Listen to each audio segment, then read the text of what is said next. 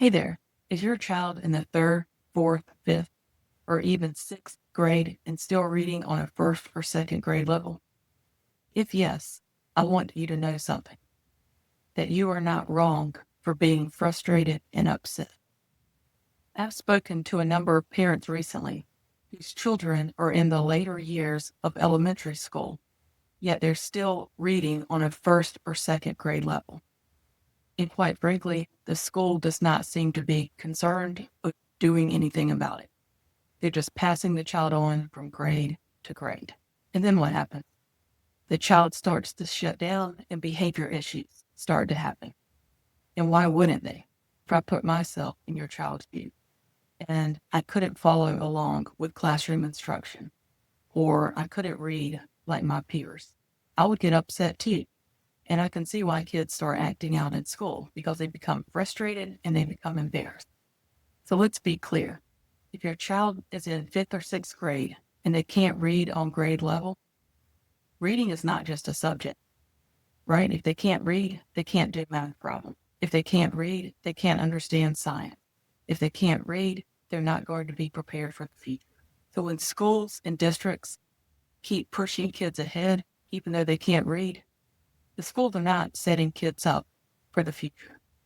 They are setting the kids up to fall further and further behind. And yet, even knowing this, I hear districts, well, we'll see what happens, or they can catch up later, or we'll work with them, but yet no progress is made. So here's where parents should start if you find yourself in this position. You do not need to go rush out and hire an attorney. You do not need to start a fight. You need to start asking questions. So here are some of the questions you should think about asking. What level of reading is my child on right now? Does my child's IEP have reading goals? And do I understand those goals? And as a team, can we measure progress on those goals? Who's teaching my child reading services? And how is my child receiving those services? Is it one-on-one? Is it in a group setting? Those are all questions that you need answers to. And most importantly, you need to find out how that progress is being tracked and what happens if it shows that there isn't any progress or progress is minimal. Then share with the school team members what it looks like at home. Does your child come home in tears because they didn't understand what happened during the day? Does your child struggle with homework, and is it a fight with the whole family to try to get your child to do homework?